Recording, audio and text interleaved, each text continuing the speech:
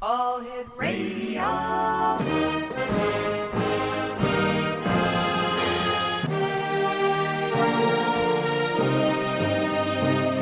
Welcome to the X Zone, a place where fact is fiction and fiction is reality. Now, here's your host, Rob McConnell.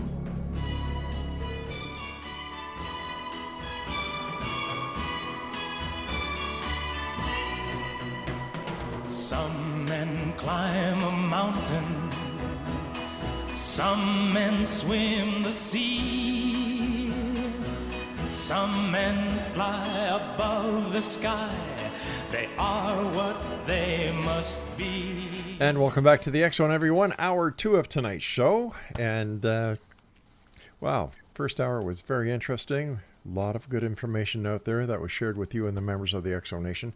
And as always, we're coming to you Monday through Friday from 10 p.m. until midnight from our broadcast center and studios in St. Catharines, Ontario, Canada on Classic 1220 and streamed around the world on classic1220.ca. My guest this hour is Cate Montana, and we're talking to Cate in the beautiful state of Hawaii. We're going to be talking to Cate about transpersonal psychology, ego evolution, spirituality, mysticism, masculine, feminine principles, interdimensional influence, and alternative health modalities. And Cate, welcome to the X Zone. Great having you with us tonight. Good to be on the show, Robin. If we try to cover all of that, my head will be spinning. Cate, how did you get started with all this wonderful work that you do? I did Society's happiness formula for the first 30 years of my life. I got good grades, got a good college education, got into a good career in television production, made a lot of money, had a great husband, the 2-car garage, swimming pool, the whole 9 yards. And I hit 30 and I was just miserable. And I was like, wow, I've done everything right. I didn't do too many drugs. I got really good grades. I've got a good job. What's wrong? Why aren't I happy like I'm supposed to be? And at that point, having been a very material girl, I went, well, I think there's only one other road untraveled, and that's to look within myself. I had been raised in the Episcopal Church. I wasn't much impressed with the Christian religion. It really bothered me that I was considered to be a lowly worm, that, wasn't worthy of gathering the crumbs up underneath the Lord's table. That really bothered me as a kid. Yeah, that bothers me as an adult. It really super bothers me as an adult. Yeah. But as a kid, I was just like, and I'd sit in church and watch all the, the adult heads bob, and I'm like, there's something really bad wrong here. But of course, I didn't know what. So I left the church as soon as I gracefully could for my family. And but at 30, I was like, okay, something is hugely missing. And so I ran across the whole concept of Eastern meditation. I was introduced to the concept of enlightenment. And I got to tell you, Rob, that was just like putting a rabbit in front of a greyhound and putting her on the track. I was just like, oh my God, if there's some possibility of figuring this place out, if there's some possibility where there's answers, where I can feel confident, not in an egocentric way, not in I've got all the right facts and the right answers under my belt way, but if I could be, like certain of life. And so I was like, I started heavily pursuing meditation, and I was untrained. I didn't have a teacher, no guru. And I just started to look within my own being for like 8 hours a day. 8 hours, 4 hours in the morning and 4 hours at night, and asking myself one question: who am I? And who did you find out that you really were? I found out that I wasn't Cate Montana. It took a few years. Meditation is a wonderful thing, but it's also eventually I did get into the whole New Age spirituality movement, and so much of the emphasis is on the wrong syllable. It's about getting out of your body and right. Getting into the bliss state and always focusing on the light. And I didn't know any better than all of that. Sounded good to me. So I pursued that, and it was about taking me out of myself. There was always this, the carrot and the rabbit. There was Yeah. always chasing some other state, my Christed self, my higher self, my angel self, my whatever self. And, and it only recently, Rob, has it occurred to me that in retrospect, I've looked at the main message of society, and the main message of most religions, and the main message of spirituality is all the same message. You're not enough. There's something wrong with you. You've got to improve. You've got to be richer, thinner, more successful, more Christed, more loving, more pure, more holy, whatever. But nobody ever taught that being a human being was anything that was really valuable. Nobody ever really talked about what a human being was. It was kind of just an assumption that back to that lowly worm status. There was always, something. I was corrupt, I was sinful. Of course, there's the concept of original sin, which is a charming concept to lay on kids at an early age. So that was the baggage that I carried, like pretty much everybody else on the planet. And it took a long time to get out from underneath that. It's really vicious programming to always be having to find something outside of yourself. God outside of yourself, bliss outside of yourself, heaven outside of yourself. Never mind, Jesus apparently said the kingdom of heaven lies within. That wasn't the place that I was directed. Very few of us are. So it really wasn't until the last 3 years when COVID hit 3 years ago. I'd been on the spiritual path for close to 40 years by that point. And I can't say I've had many hundreds of hours of bliss, thousands even. I've had days actually of what I can only call enlightenment, because I totally recognized that the idea of my humanity, Cate Montana, was really just a concept. It was a matrix, a mental matrix, an idea, and not me at all. So I've seen through the veils. You can't meditate for 25,000 hours and be as obsessed with enlightenment as I was to not get someplace. Sincerity and passion and will and sincerity will take you wherever you want to go. But it wasn't until I reached that state of consciousness that is not human, that is infinite, I'll use that word, that is eternal. I literally there was a 3-day place a 3-day time in 2007 where I opened my eyes from meditation. And I don't know if you meditate, but it's kind of the status quo where you meditate and you're in bliss for a couple of hours, and then you open your eyes and it's smack, it's like, oh my God, the dog's in heat. I owe I'm behind on the mortgage, my girlfriend, my boyfriend, my husband, my whatever, got problems. And it's instantaneous, the moment I would open my eyes, their Cate Montana show was back. And the Cate Montana show wasn't all that hot. Hence, the focus on getting out there to God and becoming blissful and enlightened. But when that happened, it was so interesting because people say, oh, well, you became enlightened. And it's like, no, I didn't become enlightened. What happened was the veils dropped and I realized who I really am. Tell us about your book, Cracking the Matrix, 14 Keys to Individual and Global Freedom. That's a heavy title. Yeah, it is a heavy title. It's a heavy topic.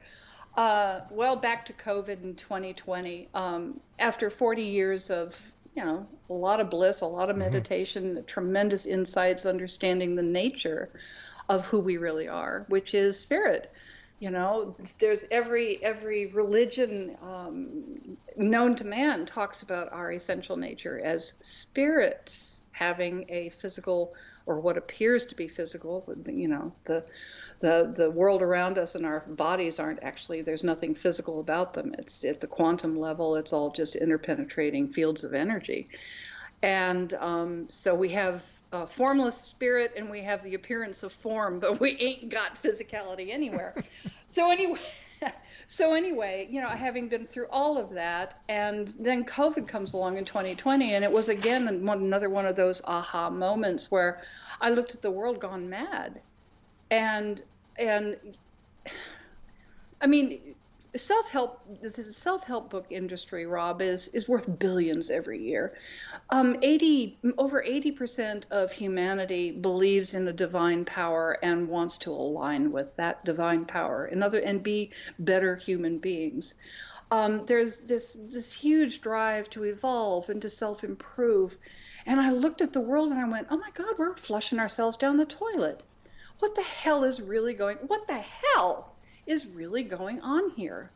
And it was the first time I kind of it was the first time I stepped out of my love and light bubble, where I stepped out of the whole spirituality program, and I mean that word sincerely, the program of always having to be positive, only look to the light, never have a negative thought, et cetera, et cetera. And I was like, okay, something else is going down. So I literally turned around at that point and started to research the nature of evil, what we call evil, on this planet. And I was pretty jaw-dropped to within, you know, not very long, realizing that, you know, for at least the last 6,000 years, every culture on every continent on this planet has an understanding of non-physical. It is an interdimensional intelligence that doesn't have our best interests at heart, that doesn't have our well-being at heart. Of course, the Christians refer to this entity, as a singular entity called the devil or Satan. But the Greeks referred to this intelligence as the evil ones, the archons, who posited themselves as superior and then would overtake and basically drag a person into negativity and evil doings. Native Americans refer to this intelligence as Wendigo. I think that's the Iroquois nation. Other tribes in Native Americans refer to it as Wetiko. The Hawaiian kahunas refer to this presence as the Eepa. Carl Jung talked about this and called it the antimimos, and equated this intelligence, which he recognized, and equated it to the Antichrist, which is, you know, the flip side of all things good, sweet, pure, and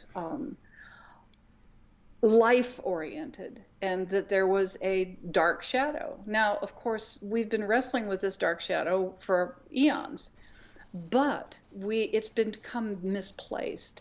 We have now thought that the dark shadow is only in ourselves.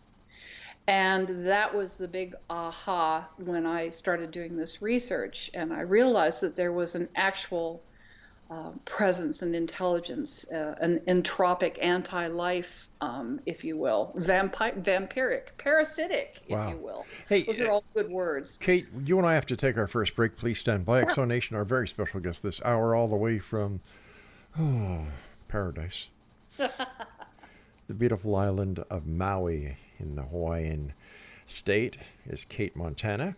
And Kate and I will be back on the other side of this break as we continue talking about her book, Cracking the Matrix, 14 Keys to Individual and Global Freedom. My name is Rob McConnell. This is the X Zone, and we'll be back. Whatever you do, don't go away as you're listening to us on your hometown radio, Classic 1220, and streaming around the world on classic1220.ca.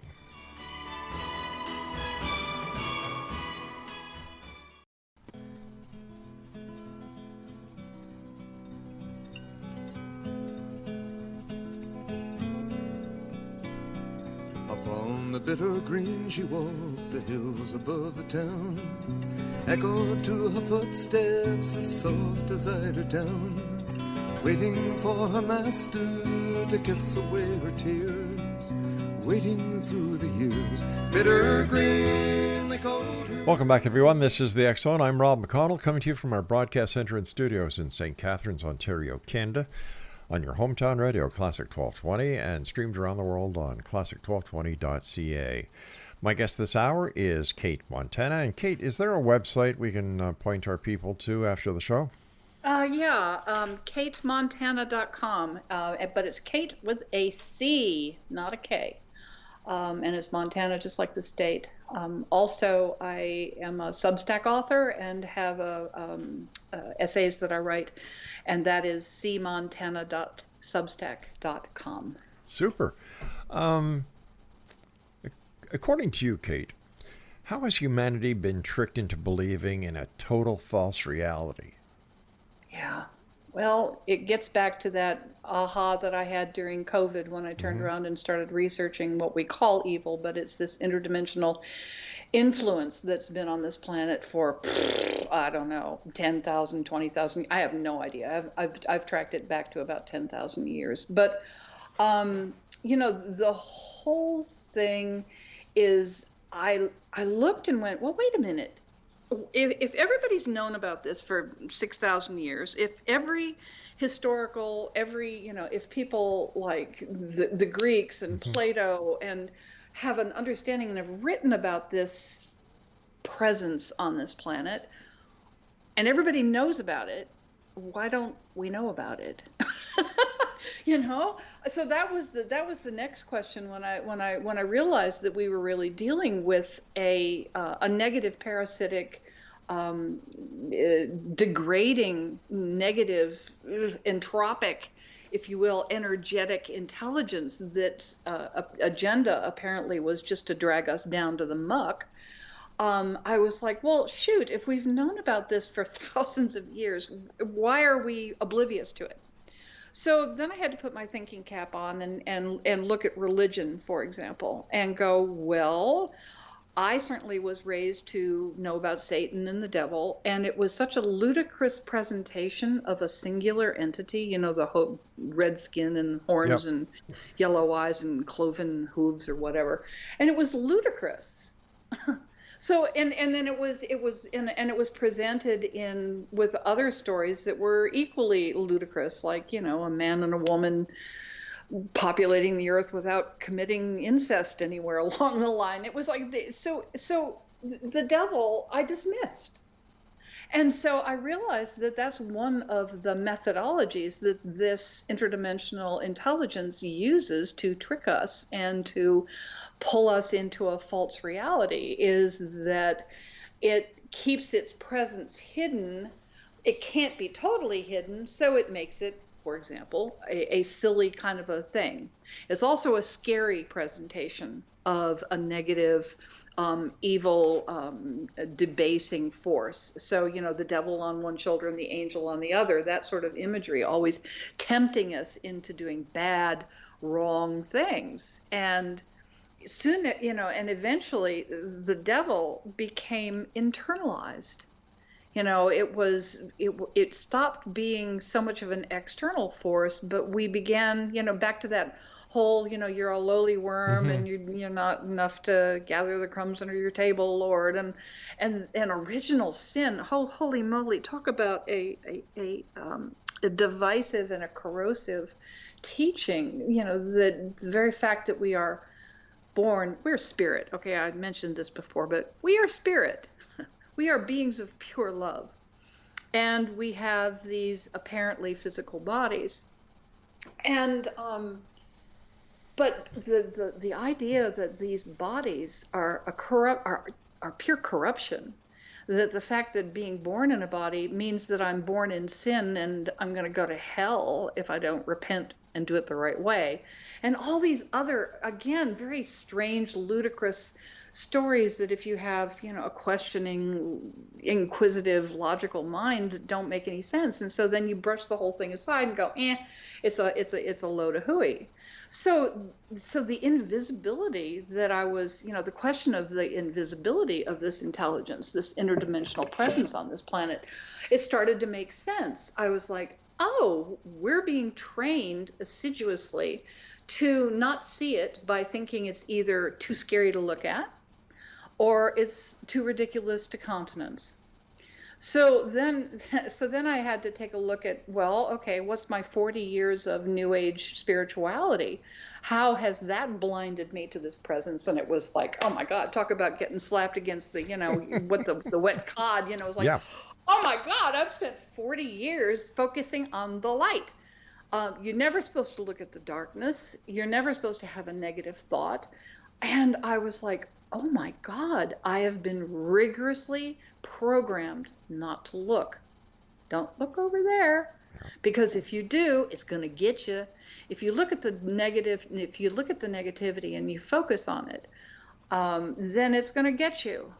That's what you're going to manifest in your life. I cannot tell you, Rob, how many of my spiritual friends, when I started on this investigative journey and then ended up writing Cracking the Matrix about the whole thing and what I discovered, I can't tell you how many of my friends went, oh, Cate, you're just, you're looking at the darkness, you're going to draw it to you, run, don't do that, wake up, girl, focus on the light. And I was like, oh my God. So I began to, you asked, how did we end up in a reality that isn't even really real? It's like there has been thousands of years of very subtle manipulation and indoctrination into different concepts that we have bought into over the millennia. For example, original sin. And the way this interdimensional, I call them the archons because, the Greeks kind of had it together. And so I'm going to go with the original early translation that we see archons in the Nag Hammadi library texts. And I'm like, and I totally lost my train of thought, Rob. Oh, shoot. Well, let me ask you this, and I'll help you with this. Okay, what kind of proof is there that humanity is living in a illusionary reality or something that people call the Matrix? Well, there's actually been scientific. There has been scientific proof that's come out in the last 5 years that actually a scientist by the name of Davis has discovered, it's like a 8-word description of a computer code at the fundamental equation level, the mathematical level of describing reality. And scientists can't figure out what that computer code is doing at the fundamental basis of the description of our reality. But that's getting too close to the 1999 movie, The Matrix. We're all in a computer program and asleep in a cocoon and as a battery. It's just, the whole, the more you look at our society, it's like everything is designed to keep us unhappy, at each other's throats, divided, and yet the essential nature of humanity is really quite sweet. I've traveled through 25 countries all around the world, from Russia to Turkey to India and everywhere I've ever been, people just want to raise their families, have a job that they can feel proud of, contribute to their community, have friends, and live a fulfilling life. And so few, I've never met, anybody who wanted to conquer the world and take it over. Not that there aren't people like that. There absolutely are. I think I think psychology call it the dark triad of Machiavellianism, narcissism, and something else. But, yes, there are psychotic people out there who sociopaths who do lust for power and control. But I've come to realize that is such the minority. It is such the minority. So again, back to this aha in 2020, when the world goes insane with COVID and mandates and totalitarian regimes, and common sense goes out the window, and scientific and medical discussion is completely destroyed. And I go, wait a minute. Everything I know about humanity, Rob, is that we are decent. And even saying that sounds like, oh, well, she's like deluded, because we've been so convinced and so programmed to think in terms of our evilness, of our bad and wrongness, of our corruption, of our violence, and everything is our fault. The world is going to hell in a handbasket, and it's all our fault. Full stop. So who's been feeding us this negativity? Yeah, hold on. I just want to say, Sure. But it's not all our fault. Have we been greedy? Can we be violent? Can we be vicious? Can we be complicit? Yes. Is it all our fault? No. We are being deliberately driven into a perspective of violence and divisiveness, and our light, literally our light of our spirit, is being dragged down deliberately. By whom? By this interdimensional influence, the archons, Wetiko, Wendigo, Eepa, Antimimos, whatever you want to call it, the Antichrist. But aren't it's literally an interdimensional intelligence. But aren't these just mythological creatures that were created in order to control humans? Oh, that's another great story. Absolutely. That's a great story to tell. I mean, again, back to, well, I didn't believe in the devil. That's just a myth. That's just a bunch of poor, superstitious, half-naked natives out there in the bush who really have to make up cockamamie stories to explain thunder and lightning and lava. And it's like, so there's all of these stories, Rob, over and over, that take us away from believing that anything like this is present on this planet. And yet at the same time, it's really psychotic. It's schizophrenic. At the same time, we have all of these movies and entertainment about, not aliens, but when you're possession. Right. Linda Blair, The Exorcist, this evil presence, this psychotic parasite can penetrate us and drag us down. So on one hand, we're told that it's all a bunch of horse manure. And on the other hand, we're terrified of it because we keep getting slapped with it over and over. And I looked, and everywhere you look, whether it's philosophy, whether it's economics, whether it's politics, whether it's sociology, religion, spirituality, people are presented as bad and have to somehow get bootstrapped up out of the muck and the slime of their own poor, bad consciousness. And yet we are beings of light. We are spirit. This is our true nature. Our true nature is love. We don't have to become it. How can you become what you already are?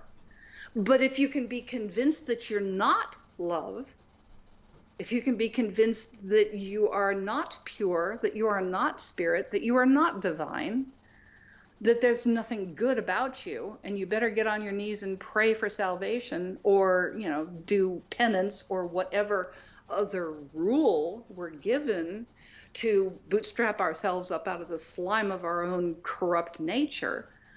Wow, where did all of that program come from? Stand by. We've got to take our break here, Kate. Yeah. Exonation. Cate Montana is our guest. CateMontana.com is her website. And I'll be back on the other side of the short break as Kate and I continue this very fascinating conversation about evil.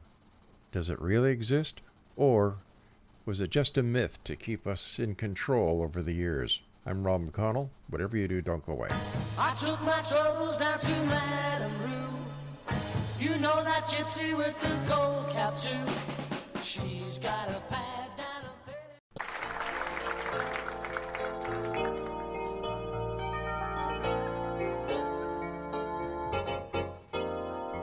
Well, I just got back from Roswell, where the aliens have been. And if you ask the feds the cause, well, they'll only lie again. Now I'm hunted by the gumshoes, and I'm wanted by the cops, 'cause they think that I might be the guy making circles in the crowd. I know that there's a conspiracy from the voices in my head. Elvis lives, that's clear to me. It's McCartney who is dead. And if the Mars man should come again and take me, I will go. I will take a trip on their rocket ship. God bless the UFO.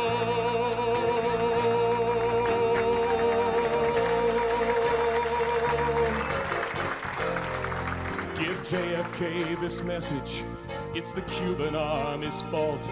And I know that Dave Koresh is alive inside a vault. We've seen reports in papers of a guy who knows about a car that runs on chewing gum, but the Arabs rubbed him out. And we loudly warn that America is badly unprepared. With the Cold War through, we need something new that can get you good and scared. Do you wonder just who is warning you of conspiracies today? We're the ones who fill the rumor mill. We are the CIA. And welcome back, everyone. This is the X, and I'm Rob McConnell, coming to you from our broadcast center and studios in St. Catharines, Ontario, Canada. And you're listening to us on Classic 1220 and streaming around the world on classic1220.ca. Our guest this hour is Cate Montana. Her website is catemontana.com, and Cate is with a C. That's catemontana.com. Cate, how do we fight this evil entity, these dimensional creatures that we can't see? This is the beautiful realization, Rob. When I turned around and I understood, number one, that these beings are real, that this intelligence is present and working on this planet, and turned and looked it in the face, I recognized my own spirit nature. And for the first time, when I saw the trickery, when I saw the programming, when I saw this insidious lowering and convincing humanity that we're pieces of poo, when what we are is spirit beings of pure love. How do spirit beings of pure love end up thinking they're pieces of poo? Well, it's a corrosive campaign that has taken thousands of years. But what is who instituted this campaign, and what is the ultimate goal? The ultimate goal, I think, is truly it's a parasitic presence that wants to be able to take us over, and literally penetrate us and have what we have, which is life. It's a very strange presence. I've read books on Wetiko or the Archons, and at the end of the book, I still couldn't put my finger on what they are. It's like they're shapeshifters. It's like whatever scares you most, that's how they're going to show up. And the thing of it is when I realized, Rob, when I turned around and I finally looked at the shadows, and I realized that that's not me. When I realized we've been tricked, that we have been deliberately brought down in consciousness and divided against ourselves and been sold a bill of goods that we are lowly, creepy worms. When I looked at that, and then I looked at the truth that every frickin' religion ever out there has taught, we are spirit, we are divine, it didn't compute. So when I finally looked at this presence, Rob, I realized it wasn't me.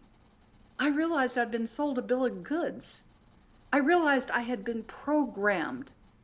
I realized I was living in a false reality where I needed to be on my knees praying for salvation against my own sinful, corrupt self.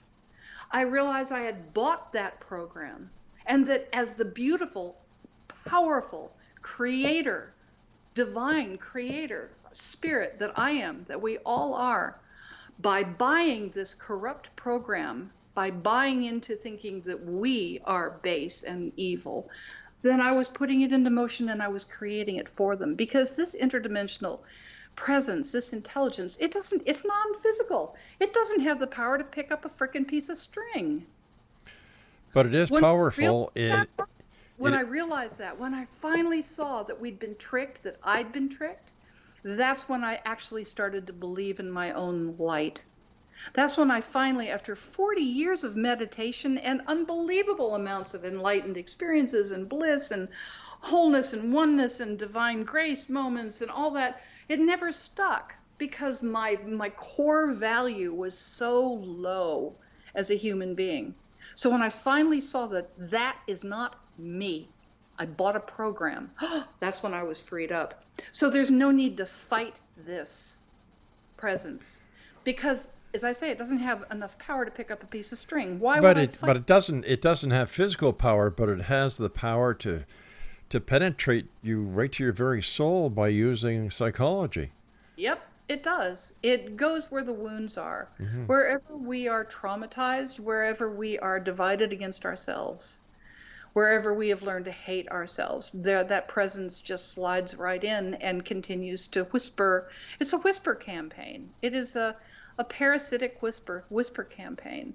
And so, I mean, we're taught from the get-go that we have to fight against these evil impulses that are ours.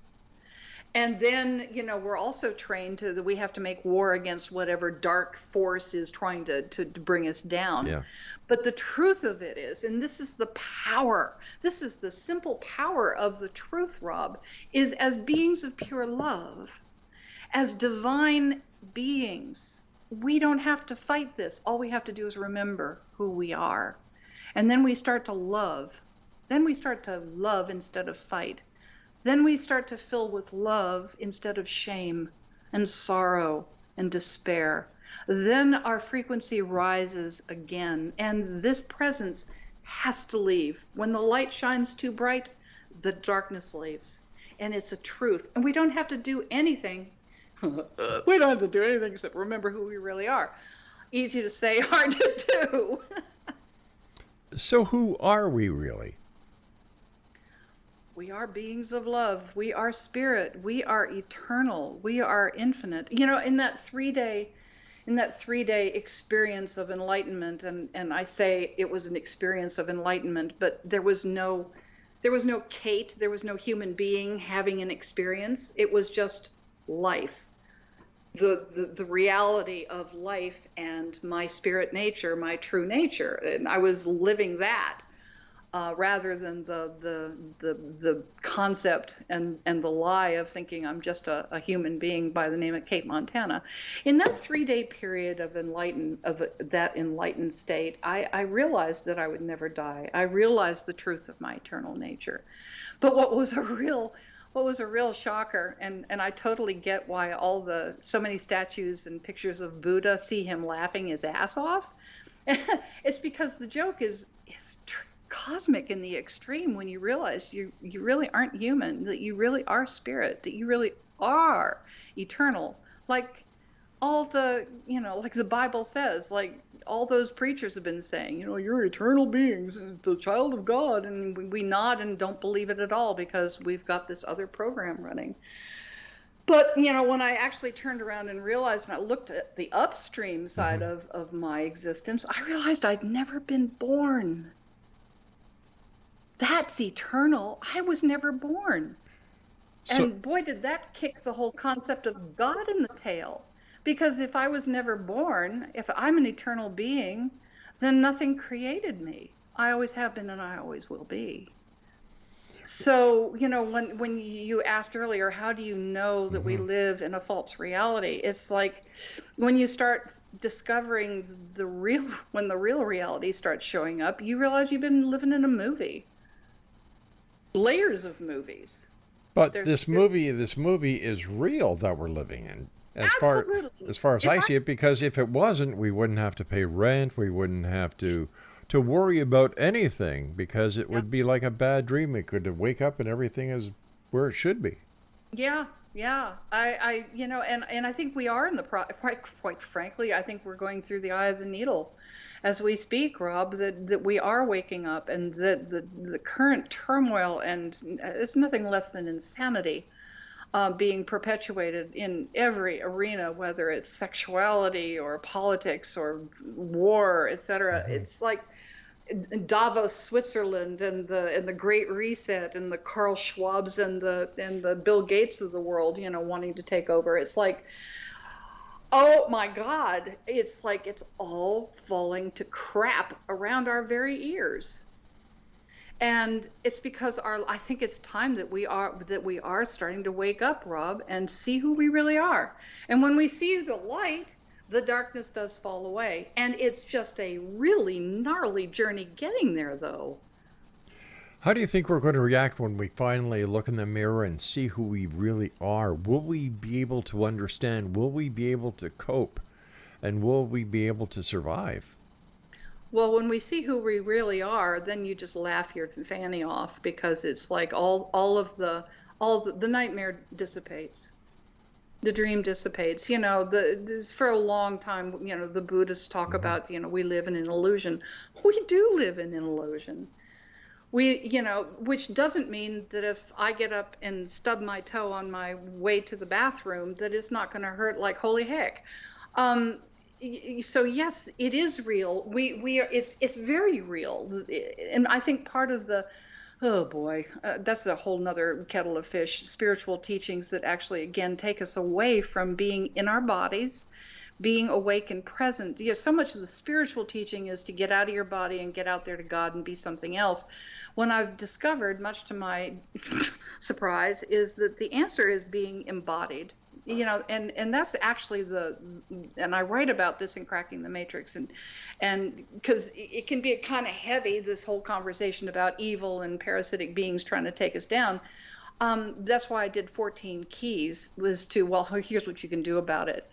And one of the things I've realized is when I look in the mirror and I actually know who I am, it is game over. And so there's no more turmoil and trouble. But getting to that point of looking in the mirror and seeing who I really am and knowing it, not having an idea or a concept or a belief system about it, but knowing it in my gut.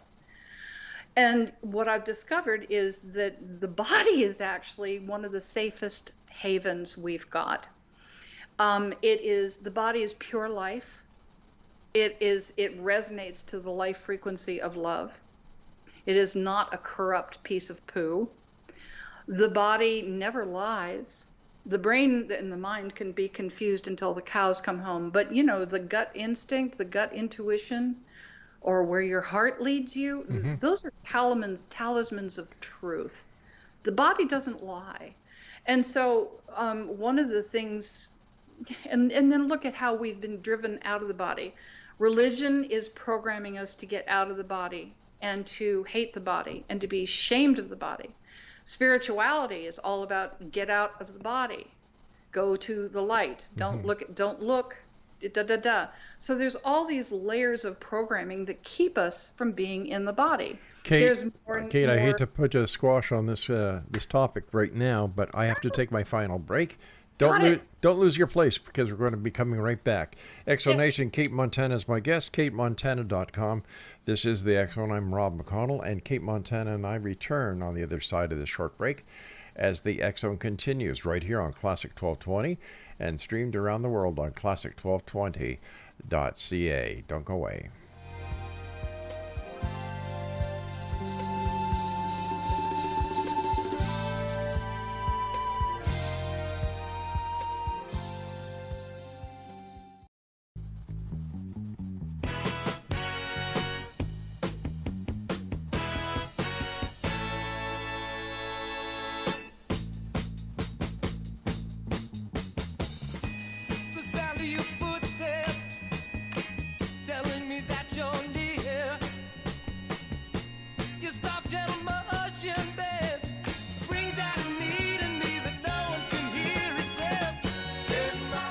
And welcome back, everyone. This is the final segment of tonight's show. I want to thank each and every one of us for tuning in to your hometown radio, Classic 1220, and listening to us around the world on our www.classic1220.ca.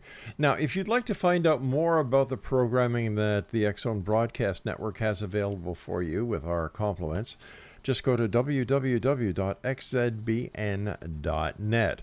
And to find out more about the X-Zone on Classic 1220, www.xzoneradio on classic1220.ca. Cate Montana is the young lady speaking with us tonight, this hour. Her website, catemontana.com. First of all, Cate, thanks very much for coming on the show. It's been a great pleasure talking to you. It's gone really fast. It always does go fast. It really does. We left off with the body and being our safe place because, it can be incredibly overwhelming. I mean, the world as it is right now is incredibly overwhelming, full stop. Now you want me to look at evil and you want me to believe in interdimensional parasites trying to possess me. Oh, great. That's all I need, and that just takes us right over the top. And it's like hopeless. It's not hopeless. I think we're at the breaking point where you can only, our world is not sustainable. The violence is not sustainable. The corruption is not sustainable. The way we are going is not sustainable. And it's not where humanity wants to go. It's not where the majority, as I said earlier, we are good natured beings with great compassion and love, and we are spirit, and we are divine in our nature. And we don't want what is being served up to us, but we're being convinced that this is our only option because of who we are, which is the lie we've been discussing this whole show. So when I talk about getting into the body, what's the way out of the labyrinth? Where is Ariadne's thread? And I've discovered that it does lie within being embodied and being able to start to trust my heart, where my intuition, where my gut sense is leading me. I've got a lot of friends who their gut screamed at them to not take a particular something jab in the arm. And, but they went against it. And I know some, anyway, that's a whole different dog and pony show. But when we have to learn again to trust our intuition, because as I said, the body doesn't know how to lie. The body is life itself. It's aligned with the life force, and the life force is love. That's the foundation of this entire creation, the frequency of love. And that's what we are in our true nature. So how do we get back to who we really are? Well, strange as it may seem, I found that the ticket is learning to trust my intuition, listen to what my gut tells me, and start to trust myself. We have been insidiously trained to go outside ourselves for all the answers. Go to God, go to the priests, go to the politicians, go to the economists, go to your teacher, go to your guru, go to your parents, go to anybody but yourself. As beings of pure love, spirit, divine beings, the answer lies within. Jesus said it, the kingdom of heaven lies within. It's not in outer space someplace, and it's not down at the local store, and it's not in a book. So to get back to this place of inner trust, because again, if I've bought into this matrix that I am a bad, deceptive, corrupt being, and I only get what I deserve, and I don't deserve much, if I buy into that, that's like telling a kid that they're a piece of poo all their lives. And what is that kid going to rise? Is that kid going to likely rise above that programming? No, they're going to live down to their programming. And we've been living down to our programming. So, learning to trust the inner sense, listening to the heart, getting out in nature. We are so distracted. We are a house divided against ourselves. It's like, I think millennials spend an average of 5.7 hours a day on their phones alone. I mean, in a decade, that's 2.5 years spent looking at frickin' Reddit. So it's like everything is to take us out of ourselves. Distraction. But let me ask you this: if we're living in a matrix reality, so to speak, why do we need our phones? Why do we need anything? We don't need any. The truth of the matter is when we come back to center, When we come back to our own real being, which is of love, compassion, gentleness, aligned with life, not with death, not with destruction and violence and greed and material, having to have power over. Once we step back into our own real energetic being, then all of that matrix goes away. It just goes away. It's going to go away anyway because it's not sustainable. The corruption, endless corruption and greed, it's not sustainable. It's got an end point.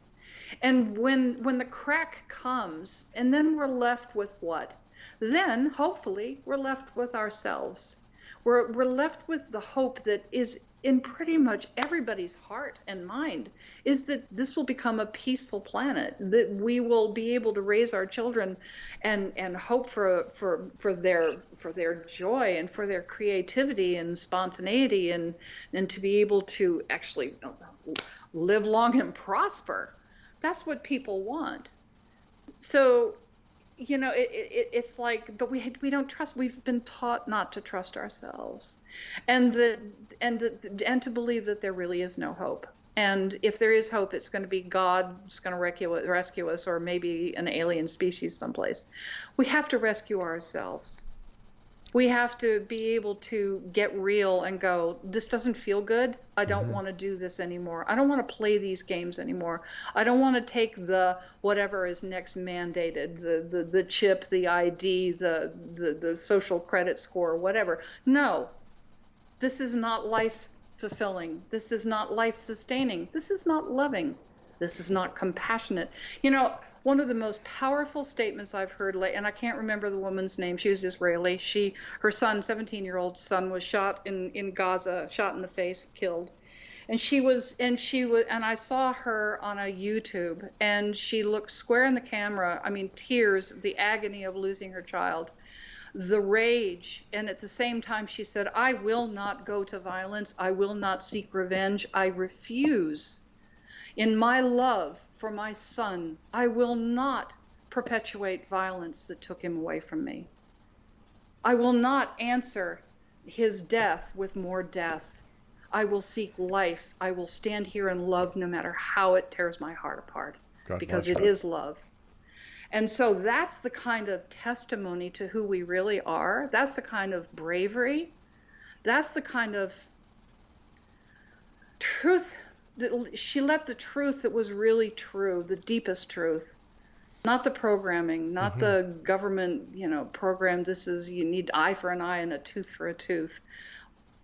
The heart of us is compassion. The heart of us is life and love itself.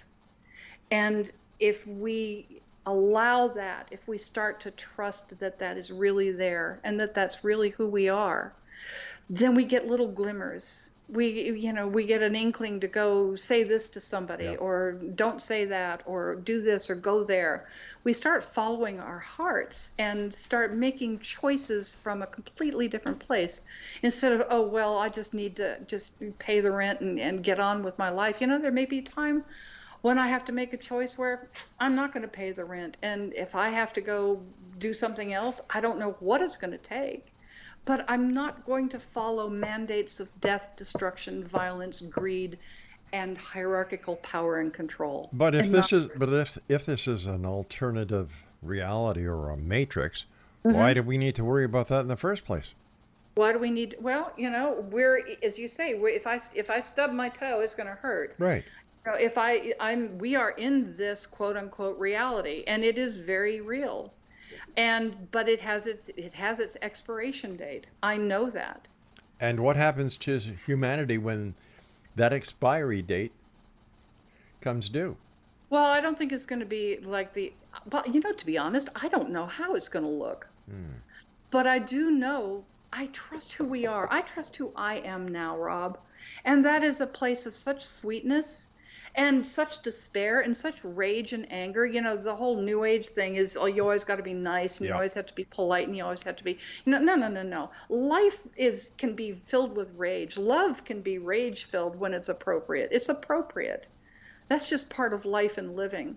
It's like but starting to stand up for life itself and what is nurturing to one another and start making those decisions. It's going to be, like probably slogging out of a swamp. But starting to take these step by step, you look to your neighbor, look to your friends, start building community. If you're worried about food, make friends with your local farmers. Grow your own vegetables in your backyard so you have food security.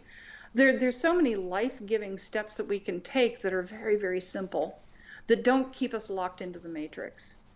And it's a journey, and it's a buster of a journey, but it's the journey we're all on. Cate, as always, time goes by so fast here in the X Zone. Yes. You've got about a minute. About a minute. My producer just said. What is your message? What is your main message for the X Zone in 1 minute or less? That you are a being of love. And that no matter what you're told to the contrary, you are a being of love, and you are an eternal spirit. And to begin to live from that place is what it's all about. And that means a life in a physical body that can be extraordinary.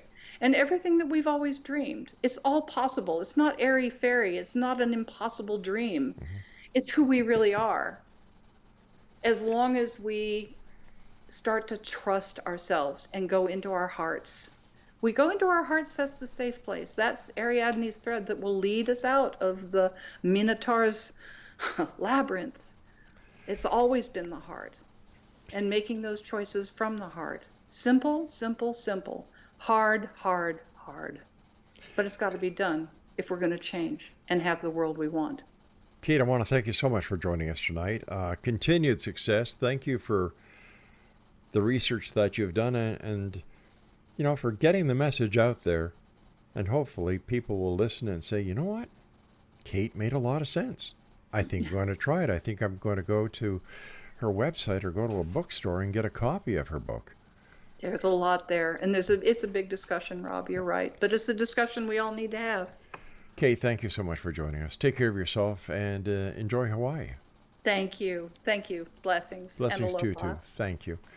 And if you'd like to get a hold of Cate's book, Cracking the Matrix, 14 Keys to Individual and Global Freedom, it's available online at fine book platforms everywhere. Well, that's it for tonight, X Zone Nation. I'll be back tomorrow night at 10 o'clock as once again we cross the time-space continuum to this place that I call the X Zone. It's a place where people dare to believe and dare to be heard. It's a place where fact is fiction and fiction is reality.